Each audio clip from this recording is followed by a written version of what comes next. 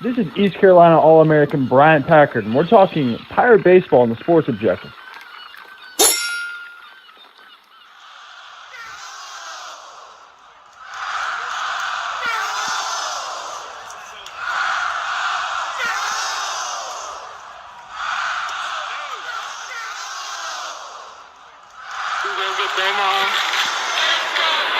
I can promise you that.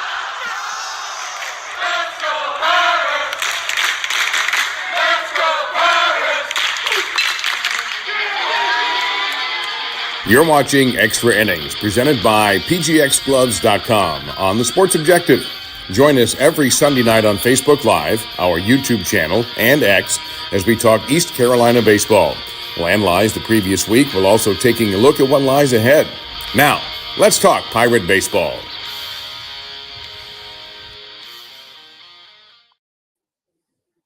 What is going on, Pirate Nation? Welcome into Extra Innings, presented by PGXGloves.com here on the Sports Objective.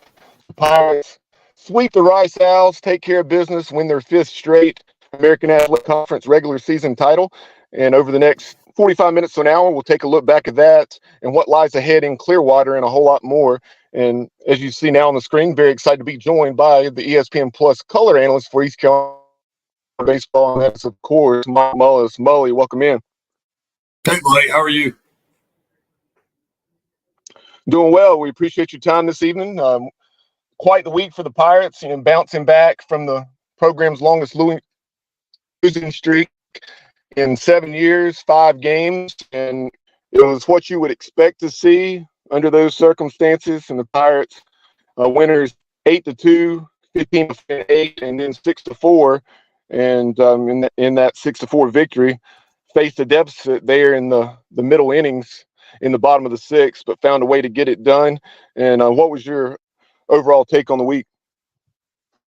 Yeah, I mean, obviously, as you hear Cliff say so many times, and any of us that have been around it at all know that college baseball games are hard to win, and they did a nice job with the Rice. Quite frankly, I thought this was not your daddy's Rice team. This was not a Coach Graham led type club that went to so many World Series. They were a little slight in places, but I think the Pirates did what they had to do and had some shots in the arm along the way, which is obviously a good thing this time of the year. But it's a good week. All in all, man, that's what it's all about at this time of the year is winning ball games. I think probably the biggest deal of the week is not having had to play any midweek and, just kind of obviously with the schedule moved up to Thursday, Friday, Saturday, it was pure focus on what, the job at hand was. And, going into that series, East Carolina knew that UTSA was kind of snipping at the heels, and you got a Rice team coming in that's kind of a wounded animal that knows that they've got to have a win to guarantee that they would get in the conference tournament. So, a lot to play for all weekend, and the conference championship comes down to the final game on Sunday, and Pirates took care of business, man. It's kind of funny. People talk about baseball being too long, but even if it's in the major league level where it's 162 games, we still see, single game play-ins or having to pass single game play-ins, things like that it ends up dictating what the postseason looks like. So, yeah, all in all, a productive week, for the Pirates. Really was, and we'll look at it from a variety of angles, but with the absence of 3 of your top arms, obviously Jake Hunter's done for the season. And when we've known that for a few weeks now, since out at Memphis. But then you're also working without Wyatt Lunsford-Shinkman as well as Zach Root, and you kind of alluded there with the cancellation of that Campbell game. Neither the Pirates or Camels were probably too disappointed that that game could not be played under the circumstances. And you had guys, Ethan Orby continue to pitch well. Chris Kaler had perhaps, especially under the circumstances in Game 3 of the series, the best outing of his Pirate career, and definitely one of them. Danny Bill did Danny Bill things. Colby Wallace emerged onto the scene. We knew his potential on the mound, and we saw it. Yeah, look, and I going back to Kaler Caleb was really good, and you know the challenge you're left with the Pirate staff right now is, other than Trey Savage, Danny Bill, potentially Norby, you have a bunch of guys that are kind of one time through the lineup guys that it becomes a little uncomfortable when, you know, college hitters see them twice. So, you know, it's going to be a little mix and match. You know, the innings that Colby Wallace was able to burn up kind of out of the pen and, you know, out of seemingly out of nowhere was a big deal. You didn't have to go to Danny Bill. You didn't have to go to, you know, any one of these other guys. And again, Caleb comes in, gives you 3 innings of no-hit baseball and turns it over to Danny Bill, who, man, Riley Johnson has been a huge part of this team. Carter Cunningham's been a huge part of this team. But, man, if you take Danny Bill out of the mix and, you know, if he's not doing what he's done all year, man, I don't even know where this club would be right now. So he's been a huge part of their success, and it is the entirety of what we've seen this year is kind of a sum of the parts, and it's been pretty special to watch Danny. I mean, I talked to him last week, and I was like, look, man, what you're doing is super old school, coming off of 9 innings over 3 games at Tulane. It's just incredible, the fact that he can keep taking the ball, going out there and, you know, largely getting guys out. And again, he'll tell you, I mean, he's thrown pitches he wish he had back, but who doesn't? He's been a huge difference for that Pirate pitching staff. Yeah, very much like the performances you saw over the last few years with the likes of Matt Bridges, Cam Colmore. Those names come to mind. Davis Kirkpatrick, and guys that just, you know, got the ball time and again throughout their senior seasons.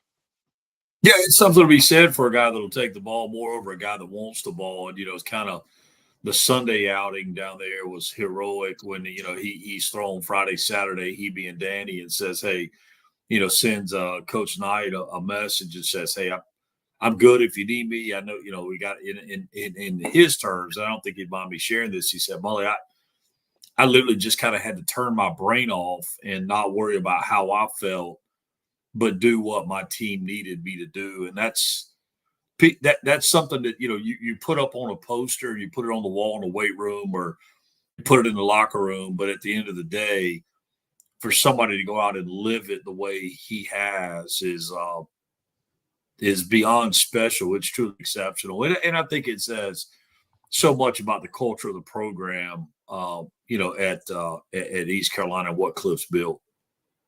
It definitely does. And Dave Richmond joins us now, and Dave, Mully and I were just talking about, you know, with the absence of 3 of our top arms, you know, the way guys like obviously Danny Bill, but then Chris Kaler, Jackson DiLorenzo, we saw Colby Wallace, Ethan Norby continue to pitch well, and that's what obviously without guys like Lunsford Shinkman and Zach Root, we had to have. No doubt. Mully, one of the questions I have, because you're familiar with it and obviously know more about it than I ever will, is arm soreness. There's been a lot of talk about the fans, you know, like, look, guys probably could have come in, and I'm going, those guys, if they could come in, they would have already been in. I think it's not that they're worried about NIL. They're not worried about the next level, meaning the major leagues or minor leagues. They're just not ready to pitch right now, right? That's my gut feeling. Yeah, I guess you're referring to Lunsford, Shinkman, and Root specifically when Right. you're saying that. I'll be honest with you, Dave. I think there are a lot of moving parts there with those guys, and obviously their health is paramount to Coach Godwin's staff. You got to remember, you know, the last thing Coach Godwin wants to do, or Austin Knight wants to do, is run a guy out there that's not capable of helping the team.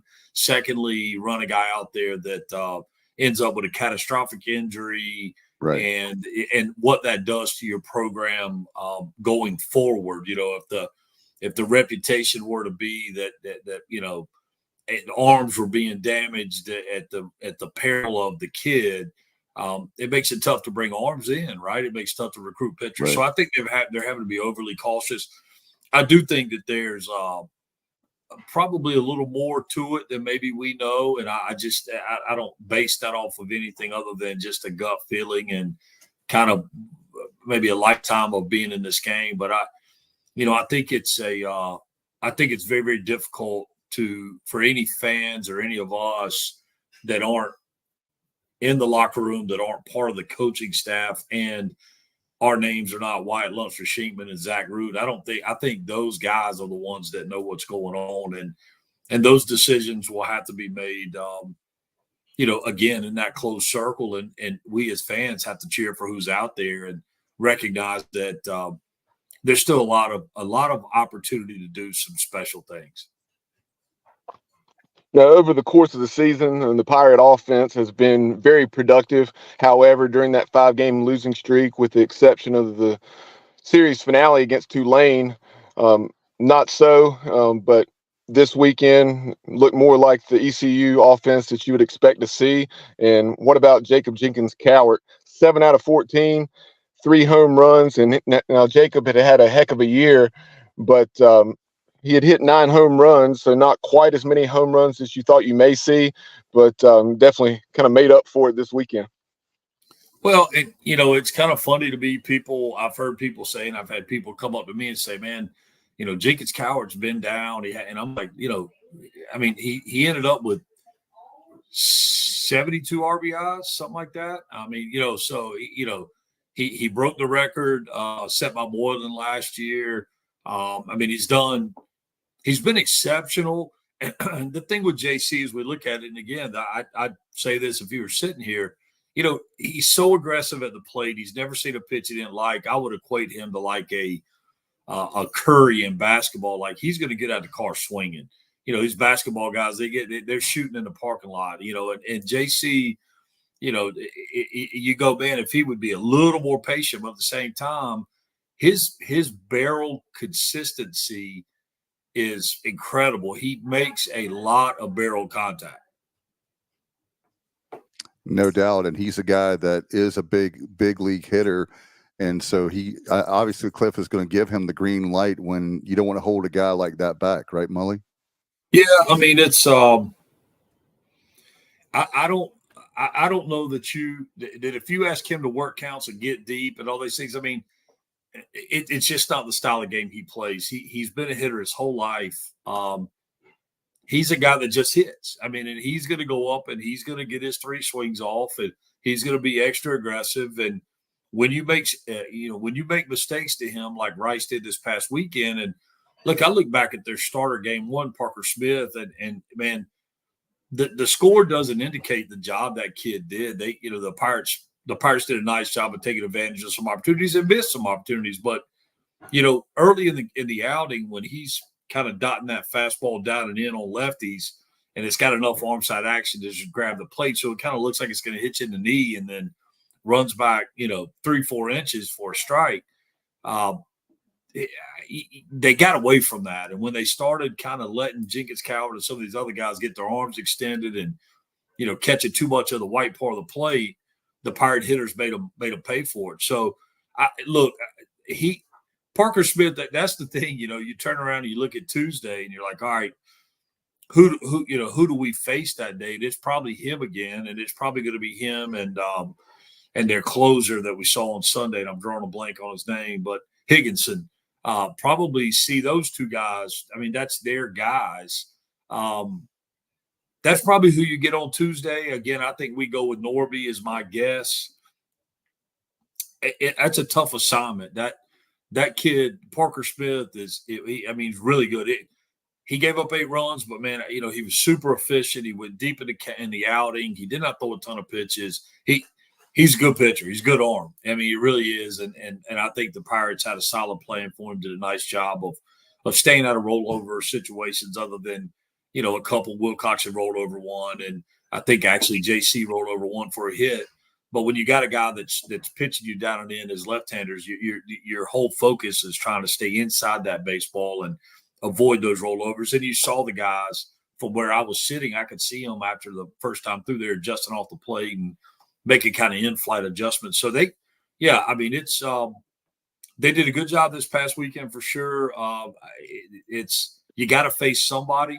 It's just ironic to me how many of the times you come out of the last regular season weekend and you turn around and play the same friggin' team. And Charlotte's in that boat, and East Carolina's in that boat. So I mean, it's it'll be interesting. It'll be a dogfight. I feel confident. And if, we don't have to look back far. Remember last year, you saw what Tulane did, and Tulane came in here and got hot and got to the conference tournament and went on a run. So, those tournaments are always interesting. You have some comments here on Facebook as well as YouTube Live. Definitely appreciate folks chiming in. Continue to do so throughout the show with your questions or your comments. Johnny Robertson saying JC batting in the second and third spots in the lineup has hit a home run in every 37 at bats. Batting fourth and fifth, he's hit a home run in every 10.4 at bats, and he's had an RBI in every 2.2 at bats. He said, "Is it safe to say that we will see JC in the fifth spot the rest of the way?" No, nothing's safe to say. Cliff Godwin's made exactly. Yeah, and it'll be, Johnny does an amazing job with the stats, and everywhere I'm at, man, he pops up with some stuff that's just crazy. But, and kudos to him, man. I love it. It's information that, I mean, quite frankly, I don't know. I mean, I look at the game and see it for what it is. But in answer to the thought process of JC staying in that spot, so many things go into making your lineup, and I swear to you guys, if people don't believe it, it could come down to watching BP that day and just go, man, I just got a hunch, I just got a gut feel, and and you've seen that through the year. I mean, you look back, there's been guys that hadn't played in 10, 15 games, all of a sudden they're in a DH spot. It just you go with your gut a lot of times, and I don't think there's any guarantees with a Cliff Godwin lineup. I think the parts will be the same. Where they land in the lineup will be kind of on that, kind of on that day. Right, like you're saying, down at Tulane, the Pirates were, as we've mentioned, struggling a bit, and Riley Johnson, despite that on base streak, when Cliff moved him to the 2-hole, put Carter Cunningham in the leadoff spot, and then you had Luke Nowak, who had tripled in game 2 of that series. He was starting in left field. Yeah, when you look at Riley, I think a lot of it is, he gets banged up last weekend. Then going in Friday, he's in the 2 spot behind Cunningham, and my speculation was that that we're not sure if he were going to be able to get off a full swing. And you saw his first 2 ABs. He comes up and shows bunt attempts, and then of course in Riley Johnson fashion gets hit by a pitch, and so it's like, all right, what do we do? And he did not. He got off swings, but he did not get off big swings all week. And he had a super productive weekend, but it was a lot of really easy, almost Ichiro type swings. Guys that remember Ichiro Suzuki, where he just kind of barreled a ball. And, and I tell kids at the high school level, college level, these engineers that build these bats, they had a chance to go to work for NASA or Easton, and they chose Easton. And these bats are $500, and they're as expensive as they are for a reason. So use the technology, and I think Riley Johnson did an amazing job of that. No doubt about it, Mully. In fact, we got some other people commenting, so you're a popular guy tonight. Alan Vick said, so good to see the guys respond. I have to laugh at all the naysayers when we were going through that 5-game losing streak. Is going to be fine. I do think we need to win a couple of games in Clearwater to solidify our position, but we are in great shape.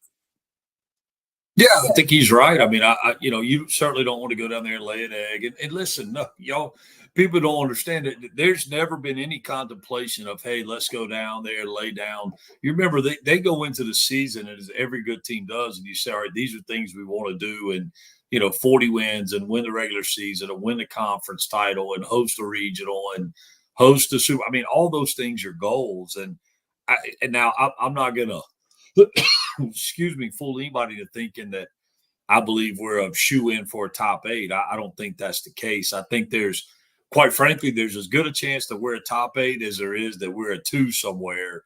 But I think the truth is in the middle. I think we're probably, a 12 to 14 kind of regional host, and that's fine. I mean, that, it's about getting there. It's hosting is great and it's good for the community, and everybody here loves it, and it'll be an incredible atmosphere, but it's not everything. And there's lots of teams. I just heard a stat the other day. I can't remember for however many years there's been a 3 or 4 seed in Omaha. So I mean, it's coming out of a regional and having to play their way to it. So look, man, I mean, I think that the comment is correct. Everything is just fine. But it is. I mean, look, we're all fooling ourselves if we don't say, man, I sure would love to be in this situation and have Zach Root, Lunsford Sheetman, and Jake Hunter healthy. I mean, that's if you don't feel that way, you're lying to yourself and anybody else. But you take what you got, and these guys have done a great job, and they're in a position to be just fine. Speaking of guys on the mound, we talked 10 minutes ago about how Colby Wallace really stepped up in his first performance as a pitcher in a Pirate uniform, and Richard Allsbrook chimes in saying, Mully, if you would, talk a little bit more about that performance Colby Wallace by was Colby. Special. And I had a chance to talk to the guys and brought up Colby Wallace. And Colby, I got a chance to see him play in high school. Colby Wallace was the kind of kid in high school, in the state championship, 2 doubles. They bring him onto the mound, and he closes the game out with 3 strikeouts. But he is a gamer. He's a baseball player. Again, I can assure you this is not a matter of trying to outsmart anybody or anything of the like. It's the fact that, hey, they finally saw what they needed to see to feel like he was a guy that gave them a chance. All of a sudden you go, look, he's better than what we have down there, so we got to run him out there. So Colby Wallace was really, really good the other night, and he, and I hope we see that again. And he was pumped. He is competitive. He's going to go out there and give you everything he's got. But it's one of those deals where, Coach Palumbo said, he goes, people all over the country think we're idiots now for not having thrown him. But the reality is we hadn't seen what we saw that, in game action. We hadn't seen that leading up to that. So, yeah, Colby Wallace has definitely got a chance to be the shot in the arm that this club needs.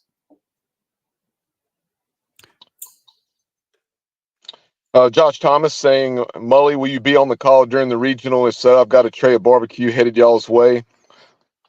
I tell you what, dude, I mean, I don't know, Bubba and Dave, if you guys saw, but man, that crowd, man, the unfortunate part is kind of like everything else. We waited till the last weekend of the year to start getting the Jungle Uber deliveries or Jungle DoorDash up to the press box, man. But 2 fantastic meals. Look, the pork was great. Don't get me wrong. The pork was great, but I have really been bragging about that Low Country Bowl is outstanding. But as of right now, I've not gotten any calls about doing the regional for ESPN. They kind of bring in their own folks, which is kind of a topic for another day. But I have, as long as we host, from my understanding, I will be with Scooter on radio, because obviously Coach O is a site supervisor, or whatever Right. his exact site coordinator. So yeah, it'll be Scooter and I, and I promise you, we'd love to have it as well. No doubt about it. Yeah, that low country bowl looked fantastic, and there you go for our viewers that don't know what we're talking about. That was the spread out in the left field jungle with Jared Plummer, Josh Thomas, Brian Dilday, and crew. Yeah, it was awesome. I mean, look, and it was sneaky spicy. Like I jump into the sausage and I'm like, man, this is freaking awesome. And we're on the air and I take a bite and I'm like, obviously I don't have a whole lot of protection up here. And I'm like, man, this. And next thing you know, I look and I just have sweat pouring down my head. And it wasn't that it was crazy hot, but it was that back end spice. I mean, it was awesome. Really, really good stuff. And again, man, there's not a better fan base. And and look, they so much love the team and love everything about it, and then to show us some love where we don't deserve it, but we sure do appreciate it. And I know my partner Evan Budrovich was very appreciative, and yeah, it was really cool. Yeah, my dad, he's a big fan of the Low Country Bowl, and cooks it several times a year, and so I'm used to hearing him talk about how he likes that extra kick, and then my mom complaining. Yeah, it's hard to please everybody, but I'm gonna tell you, those two dinners we had out of the jungle were freaking fantastic. They were awesome. No doubt, great atmosphere. And we also had a question from Robert Matthews. He wants to know, Mully, what do y'all think about a player making a mistake and being taken out? To me, it would be hard to play looking over my shoulder and walking on pins and needles. I hear what Robert's saying, and I will tell you that there was more to that than the misplayed ball. There's Bristol plays hard, and Bristol, there's some wear and tear there, and so I would warn everybody. Anything that we see as fans, or even when I'm up there calling the game, we can only judge on what we think we see, and then we start trying to put our own scenario together. And in Right. reality, we just don't know all the moving parts. So I would say don't read too much into that. I would say everything's going to be just fine as it relates to Bristol Carter, as it relates to there are no issues. And I do agree, you don't want to play under the pressure of if I mess up, I come out. At the same time, as a coach, you have to drive accountability for decision making.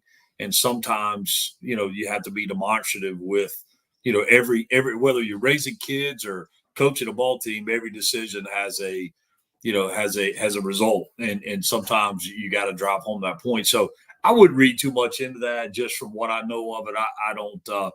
I can confidently tell you it was not solely based on a misread.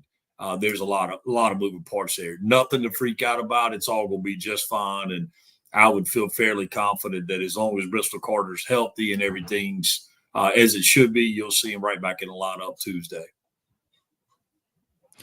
Mully, one question I have: we were talking about Root and obviously Lunsford and Shinkman, but do you think those two guys do they get any kind of innings, any kind of work in the conference tournament?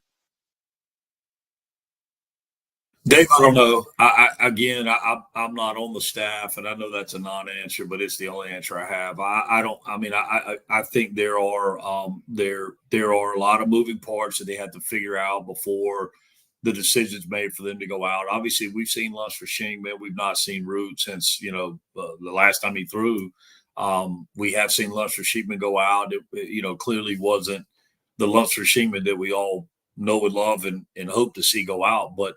I think it's going to be a kind of a test of time here. We're just going to have to sit back and wait and just see how it shakes. I don't have an answer for you. I know that is the desire, but again, a lot of things have to happen, to get them back out there. And I would imagine that that's going to be like what you said with the batters, also with the lineup. It's a situation that is a game time decision, right? It's going to come down to that kind of situation. And also, if this pitching staff continues to pitch very well, then you can kind of I guess what I'm trying to ask is, do you want to wait till a regional to put them back in there, or is that no, you want as soon as they're healthy, capable, and all the boxes are checked, you want them back out there? Yeah. Obviously they make your team better, but it's a matter of getting all those boxes checked, and I think they're a little ways away from that just yet. But I think just be patient, and we'll see how it shakes. Obviously, everybody would love to see him out there. And again, my speculation that Norby goes Tuesday is just kind of an educated guess. But would it surprise me if all of a sudden Zach Root's healthy enough to go and they feel good and they roll him out there for a couple innings? And look, I've seen him play toss a couple times, and it looks like he's close. But again, there are a number of moving parts. When you take a look at this Pirate offense, it's so well rounded, and two-strike hitting, backside hitting. Todd Howe chiming in says, Mully, I know you spent a lot of time coaching and working with players on hitting the ball well to all fields. Talk about the effectiveness of our backside hitting with our left-handed dominant lineup. Look, and Todd Howe locks in and watches every game just about the same place I am. He's just right in front of me, and I see him every day as I'm leaving the press box. So he sees the same angles I do. And look, I think it goes back. The best answer to that is what was Rice's philosophy coming in against the left-handers, bury him down and in. Historically and typically, a left-hander's sweet spot is down and in. So you really don't want to typically pitch left-handers down there. That's kind of bat path. But they those guys, man, and I say it just about every broadcast, especially with Carter Cunningham. I'm like, look, when you see him driving the ball the other way, you know that it's going to be a good day. And he's hit balls at the third baseman, maybe in a little modified shift, as hard as any right-hander could hit them on the pull side. So when you start to see those things and you look at the year Cunningham's having, and remember, as a hitting coach, you're not trying to take these guys and make them inside out punch and judies. What you're trying to do is it's a bat path feel. I got to fill the zone up, and the way I do that is stay connected and inside the baseball. When you start seeing guys, and if you'll think back, everybody who really pays attention to Justin Wilcox early in the season, where he was just really, really pulling a bunch of rollover ground balls foul. And, that's a scary sight because you're like, man, he's got a long ways to go. And all of a sudden he spreads out, kind of goes no stride, starts staying inside the baseball, driving the ball the other way. But there's so many things. I'll tell you other keys, like when 2-strike counts, when you see our hitters fouling balls off the other way, that means they're seeing them deep. They're letting that breaking ball travel.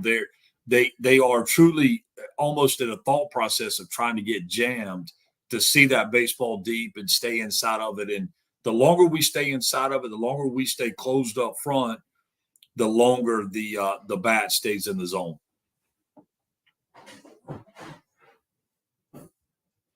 Great question there. Obviously, Bubba, I know that next up, Mully, we're going to do our PGX Gloves Players of the Game, right? Or Players of the Week, rather. Yeah, we'll get to the PGX players in just a moment. I did have one more question. This is something we've discussed throughout the year and really, throughout the Cliff Godwin era, that we get asked about a lot, and that it's a topic of much discussion, just people having different philosophies, from a coach's perspective, and then obviously someone who, follows this program very closely. Talk about the way we go about things offensively with the fake bunt and steals and suicides, safety squeezes, all the things that we have in our offensive arsenal and how it affects you from a preparation standpoint. Oh yeah, look, and so for every time I show bunt, or every time I lay one down, or every time I run a squeeze with runners on second and third, and I score both runners, all of a sudden those infielders have to creep, and they have to protect the fact that this club will bunt 1 out, 2 outs, no outs. They'll squeeze. I mean, we've seen Cliff squeeze with bases loaded.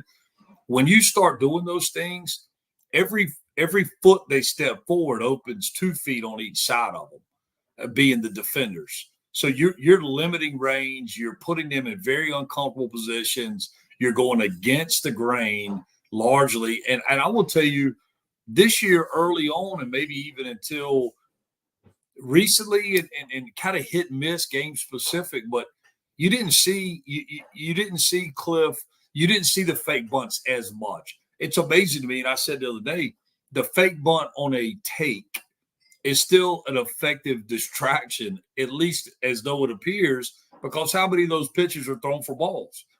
So it's something that you just don't see anymore. You saw that when you were in Little League, and then here you are in college, and dude's up there kind of not necessarily waving the bat, but putting the bat out there, and so I mean, it's all an effort to put the pressure on the defense. It's all an effort to make them get you out.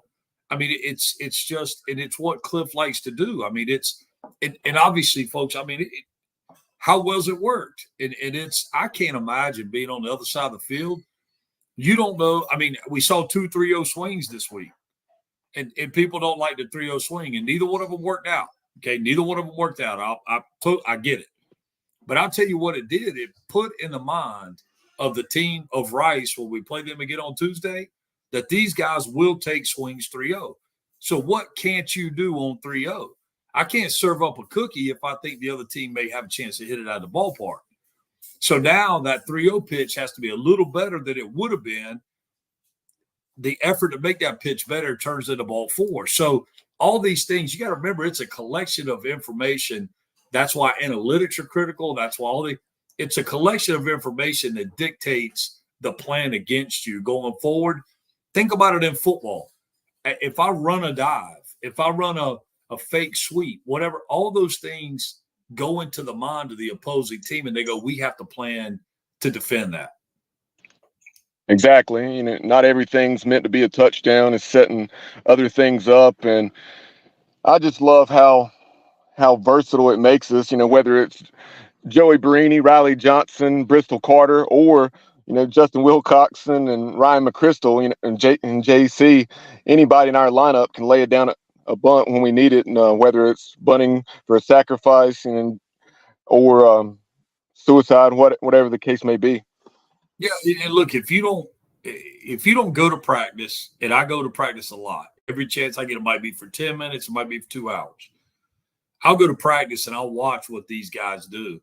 And I'm telling you, there are bunting stations, multiple. Pre-game, they set up a bunting station over by the indoor. This is not a passive part of the offense. This is aggression through control. And it's a big deal. It's a big part of what they do. And I don't look, sometimes we'd rather see the full run, the grand slam. But man, when they laid the bunt down early in the year, scored a guy from second base on a squeeze, that's about as pretty as it gets to me. So I think it's awesome. I think we need more of it in the game. And quite frankly, I'm helping out over at DH Conley, and we incorporate a lot of what we learn by watching East Carolina into what we do and how we teach the game. Yeah, like you said, that was the thing of beauty with that runner scoring from second base. I believe both times we've done that this year, I just so happened to be there, and it was definitely electric. Yeah, it's a cool thing. And you know what? Thank you, Bubba, for being there and making that happen. Yeah. It's all Bubba. I just meant it from the standpoint of not about myself, but just the. No, buddy, I'm just picking at you. I know you're kidding. I know you're kidding, but just the way the crowd got fired up because of the reference you made to the home run. Yeah, it fires everybody up. It's something you don't see every day, and it is. Man, you think about it. If you're playing defense against that, and they just scored 2 runs, it's demeaning. It's demeaning if you're the defense. It'll hurt your feelings. And it's not something that you expect because it's kind of like old school baseball. You don't really see it anymore, so you're not really expecting it, right? That's right. It's kind of like the 2 guys slide in the home plate. One goes left, one goes right behind each other. It's a cool thing. No doubt about it. In fact, we're glad to have you, Mully, tonight. Let's do the pgxgloves.com pitcher of the week. No surprise, Bubba, who it is. Yeah, Danny Beal, just clutch. Picked up his 6th win of the season in that 3rd game against Rice. 4 innings, did not allow a run, just 2 hits, 6 strikeouts, and no walks. What a gutsy performance by the Pirate senior right-hander. Yeah, he is definitely one of those guys. When he's dealing, you definitely want him out there. A great job by him, and obviously. We're going to need him down the stretch here with the conference tournament regional and hopefully super regional in Omaha. And Bubba, what about pitcher of the week? Well, yeah, the player of the week, Jacob Jenkins Cowart, 7 out of 14, 3 home runs, 11 runs batted in, had that 4-hit game in game 1 of the doubleheader, 2 homers, and then the homer that allowed us to walk them off and run rule them in the bottom of the 8th. Yeah, in fact, he was announced today as the Mully. I don't know if you saw that, the player of the week. No surprise there for the conference for AAC this afternoon, which we all expected. So congratulations to JC. He's the final player of the week for the conference. Yeah, who else would it have been, right? I mean, Exactly. I think he's your player of the week, and I would be very, very surprised if Carter Cunningham isn't the player of the year in the conference. It's been a really good year.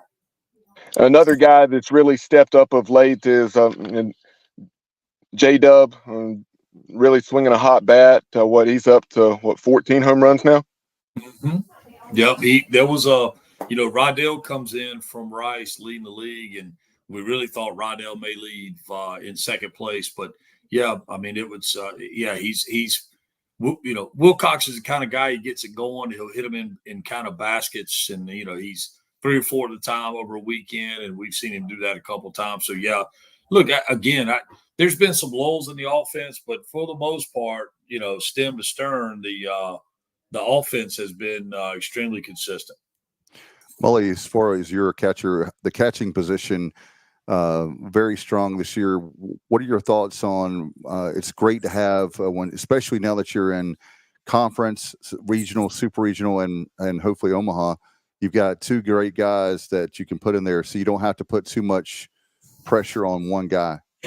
Yeah, I know it's a big deal. It gets you a little rest when when guys need it, and they got 3 guys. I mean, the freshman catcher, and I'm drawing a blank on his name. He's Walker Barron. Walker Barron. He's a good player. So I mean, we've seen him DH this year. So yeah, there's some depth behind the plate, and it's with McChrystal's back, and he's not had major issues this year, but obviously last year was a part of the story, which put Wilcoxon back there more than maybe they wanted him. But no, they're good. They're good behind the plate, really. I mean, again, we get those occasional lapses from Wilcoxon, and we'll see things that will frustrate you. But at the same time, 95% of the time he's pretty good, and it becomes easier to stay a little more focused as things become a little more important as well. Robert Matthews chiming in on Facebook said, other than gamesmanship, what would the Rice coach be looking for with the ECU bat? Robert, that was exactly what I said on the air. I said, I guess this is some gamesmanship. I'm not real sure. And, Cruz is a big league guy, and you gotta remember that. So, you had the tag situation on the bunt when the Pirates are up 10 or whatever, and just hit a home run. And I can't remember who it was. It might have been Nowak, comes up and lays one down, and they tag him out fairly aggressively, and a little chirping ensues. That, if you're in the big leagues, and really at a lot of levels of baseball, bunting up 10 right after a home run is probably going to, stir the hornet's nest a little bit. So I think that was just gamesmanship's all I could think of. Those games, I mean, I get there really early before games, and I watch Blake Hardigree and then the staff of the opposing team run the rings over the bats, check for everything. I mean, I watch them do it. So, I mean, all those bats are checked so regularly. And by the way, with Blake Hardigree leaving, what a big loss to the Pirate program. What a great guy, and what a huge asset he's been. And man, I have and not that I don't know what his plans are, but I have certainly enjoyed every interaction I've ever had with that young man. Great guy. So Johnny Robertson and Johnny Stats coming through again in regards to the lineups and never knowing how Cliff will fill out that lineup card. He says, speaking of nobody knowing what Cliff will do, in 53 games, the Pirates have had 36 different combinations, 36 different batting orders.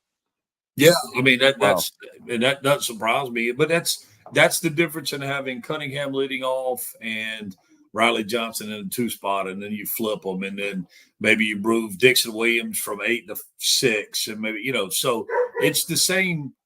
It's largely the same parts, just in different orders. And also the guys are so strong 1 through 9, Mully, that you can be more flexible, right? Where that's not just the first 4 guys. They're from start to finish. Each one of those guys can hit. Yeah, it's a solid lineup. I mean, it's a solid lineup, and and I will tell you, going back to the bunting thing, that's one thing that does give you when you get the guys that maybe, when you're facing big arms, and I'm talking like, the Paul Skeens arms of the world, when you start looking at arms like that, and you're like, hey, I don't know if we can get off good swings against him, but we could certainly play the small game. And you think back to the success we had, in 21 and in the Texas Super. I mean, that was a big part of the game. So, yeah, top to bottom, those guys are going to be able to do something that's going to, be able to impact the game. Exactly. Built for postseason success against those top flight arms. And then, when the Pirates do bust that door down to Omaha, be it this year or in the future, Charles Schwab Field there in Omaha isn't exactly an offensive park. So that will play to the Pirates' advantage there as well. Sure. And it's about winning games today, but also knowing what you got to do down the line. So one more comment here before we take a look at the bracket as far as how things will look beginning Tuesday in Clearwater. Richard Alsbrook said, good news. We will not get -7 RPI points playing Rice in the tourney because it's a neutral site. Yeah. And look, that's, there's more than the RPI. I mean, obviously strength of schedule and wins and losses and all those things. And I know the RPI factors a lot of that in as well. But it's a, look, we can't do anything about the conference. I mean, the conference is, it's been well noted that it's not the strongest baseball conference in the world. And right now, according to Warren Nolan, they're at the 10 ELO, which is, I like his ELO, which factors lots of things in. But 10th conference in the country, but it is what it is. I mean, you can only, you can only beat who you play, and but yeah, that's certainly a good part of it being at a neutral site is it doesn't beat you up quite as bad. And also, Mully, the fact, speaking of strength of schedule, Cliff had a very strong, as he always does, non-conference schedule. So does that help? I mean, it seems like that would help us. Sure. And you look at, best laid plans of mice and men. If that Campbell game were to be played, that was going to be a tier 3 game because of all the moving parts of where Campbell is and that being a home game. And, so, yeah, I mean, he's got the magic calculator, the magic abacus that he can pull out these schedules that are challenging. They are exciting for the fans. They are largely, they're regional based as it relates to the midweek stuff and then even some non-conference weekends. So he does a great job. And look at Columbia. I mean, everybody was cheering for Columbia from East Carolina, and they end up getting upset, I think, about Princeton in the Ivy League, which doesn't have a conference tournament. So, and that's probably a single bid league, but Columbia had a good year. And, all these things go to add up. And, there's some talk and about some adjustment being made next year to the RPI and figured out how they're going to weight different things. So, again, man, show up and play. Whoever's across the field, do the best you can. But he has done an amazing job, Cliff, that is, of balancing out that schedule.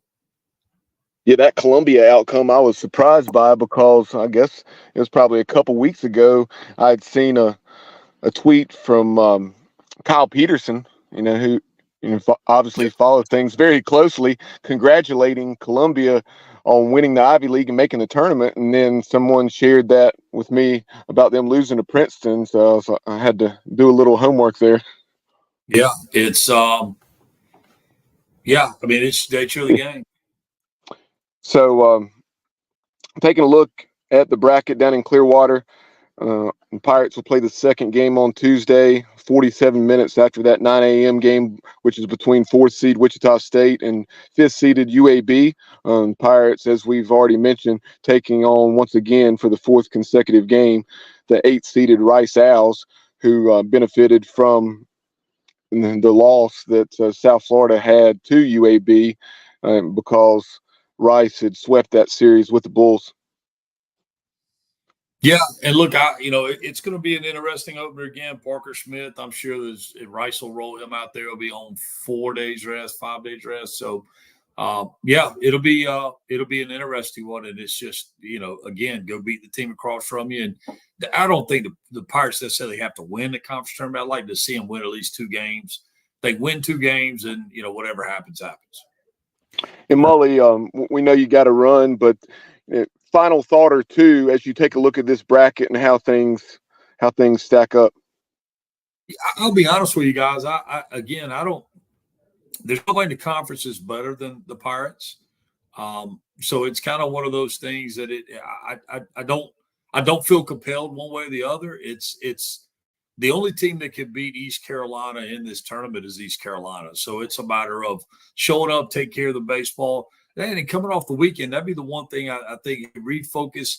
And if you look back at the losses that we've had, they have coincided with lackluster defensive showings. Now we got away with it this weekend against Rice, but I think it's clean up the game and just play better, play Pirate baseball, and there's nothing in this tournament that that should scare you.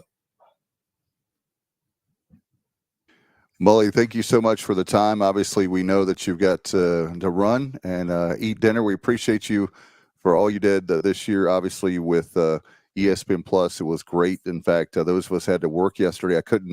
I wanted to sneak out, but I knew I couldn't at work.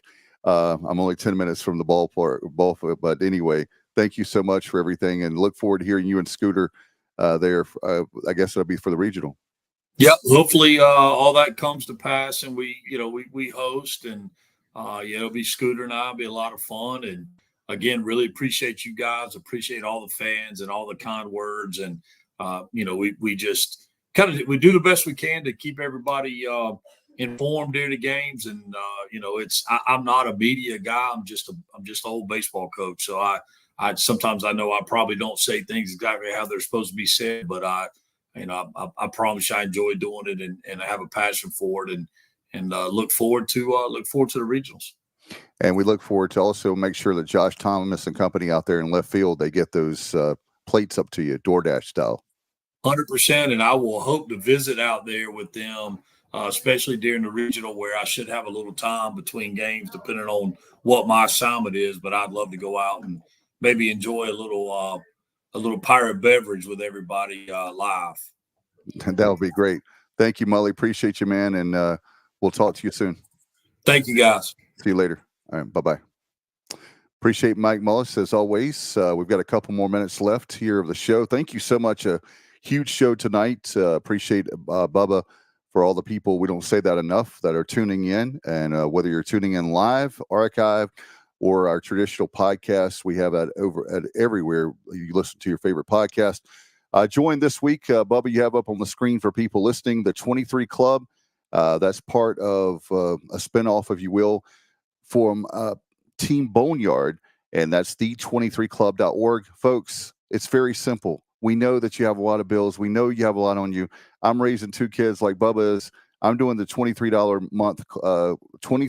a month for the 23 Club. Bubba, it's that easy. And like I told you earlier in a text earlier, Bubby, I realized I'm paying more for Netflix than I am for the 23 Club.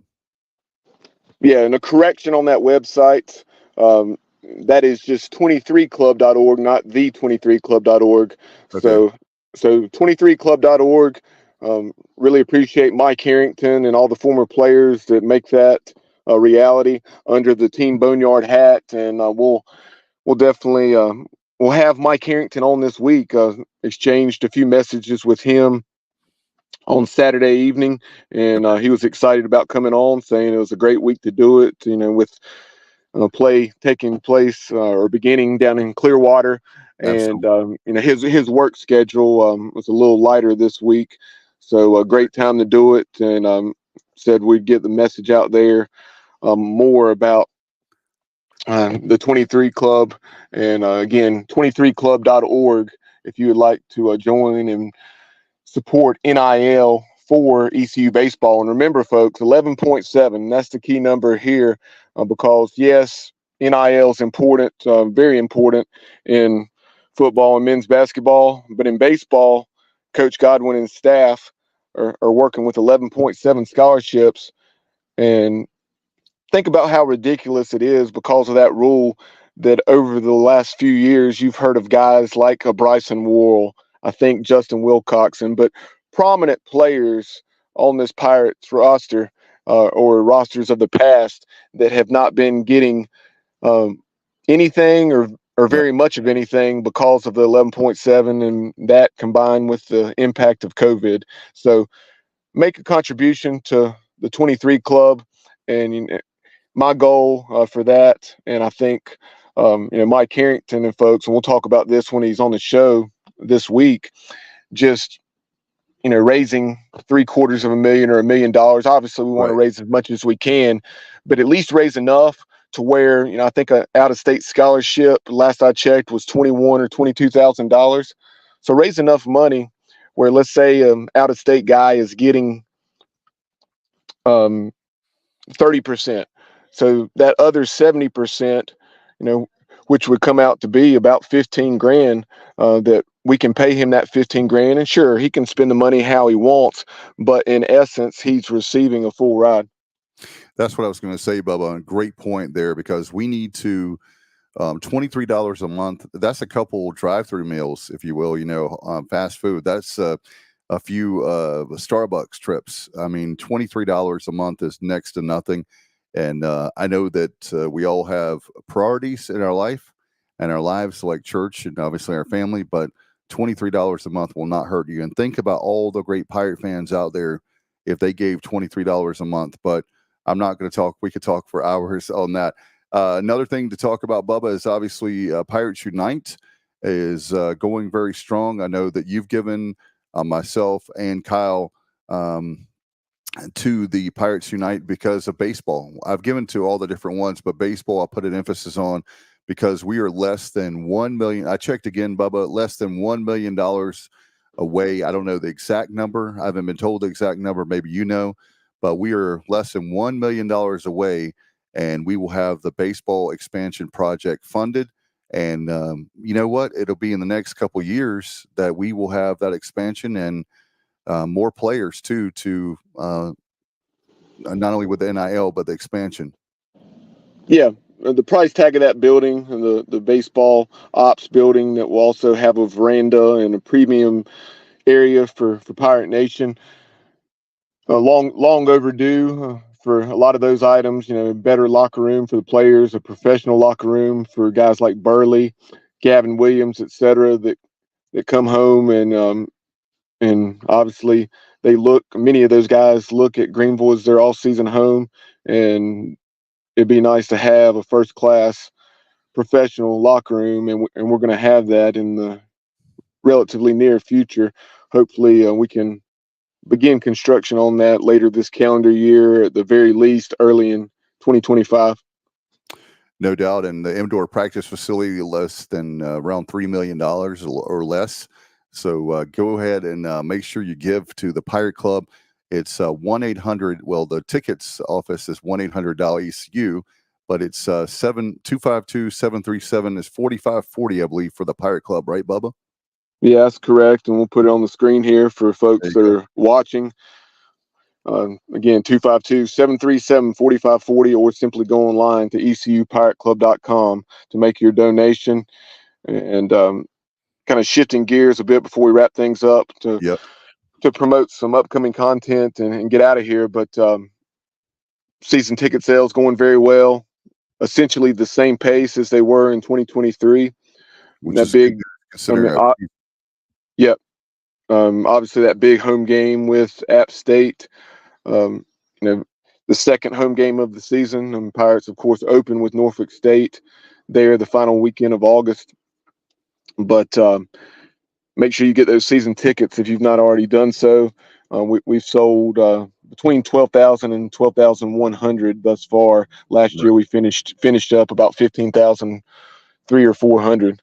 So let's beat that number and push for 16,000 at least.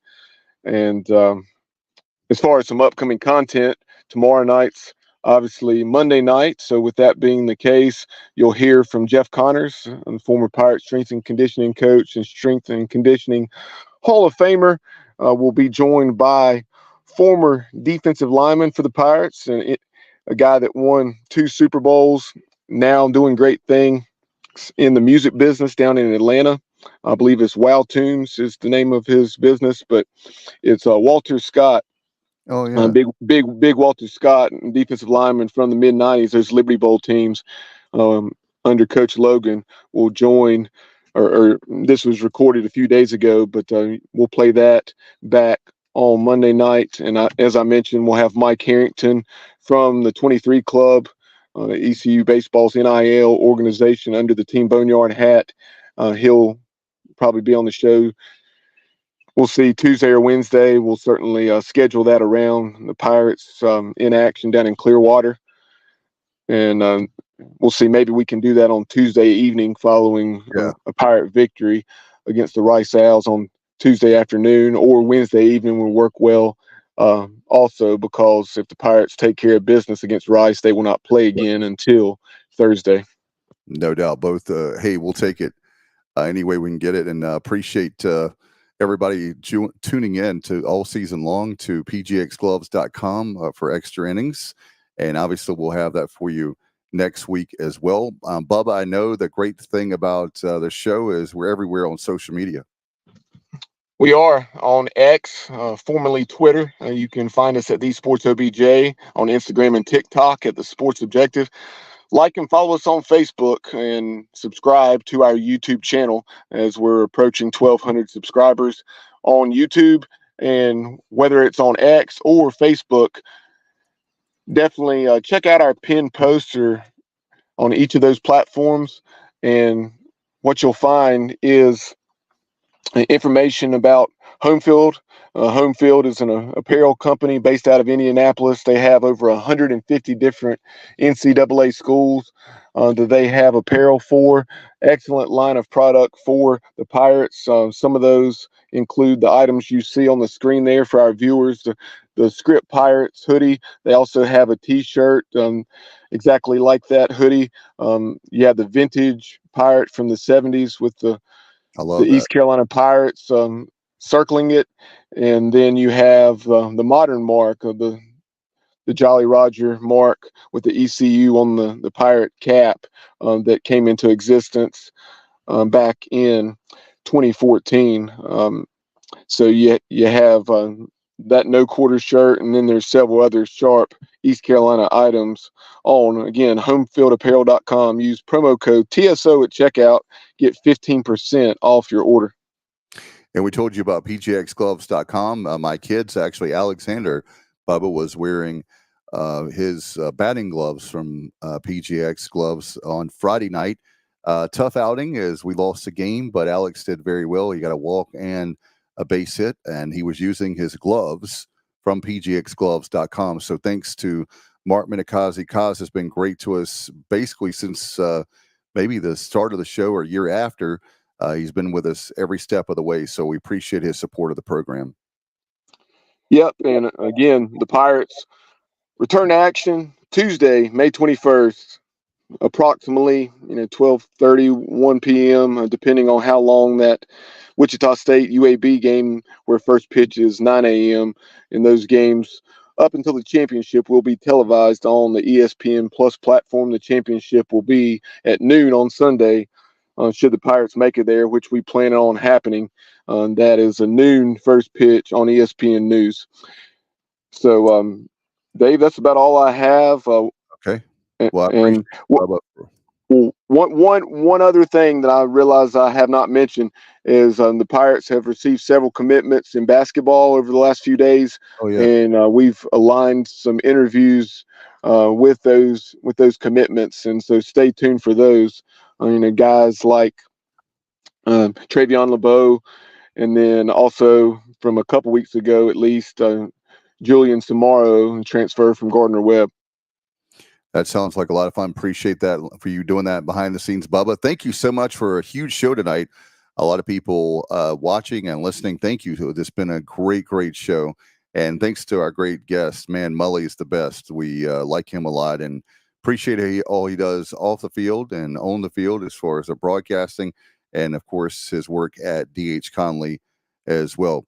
Thank you, Bubba. Appreciate it very much. At Bubba Rosenbaum on X, and I'm at Richmond David on X if you want to hit us up and follow us. All right, let's get out of here. Thanks to everybody. In fact, we'll get out of here. Appreciate pgxgloves.com as our sponsor for extra innings right here on the Sports Objective. Good night, everybody. And as always, go Pirates.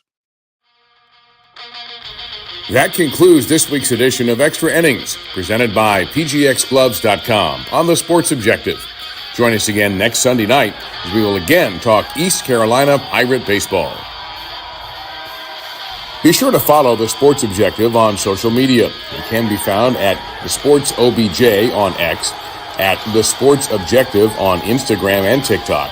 Like and follow the show on Facebook and subscribe to our YouTube channel. When you subscribe, be sure to click the notification bell and all so you're alerted on your device anytime we go live or upload new content. As always, we appreciate you watching and listening to the show. Go Pirates!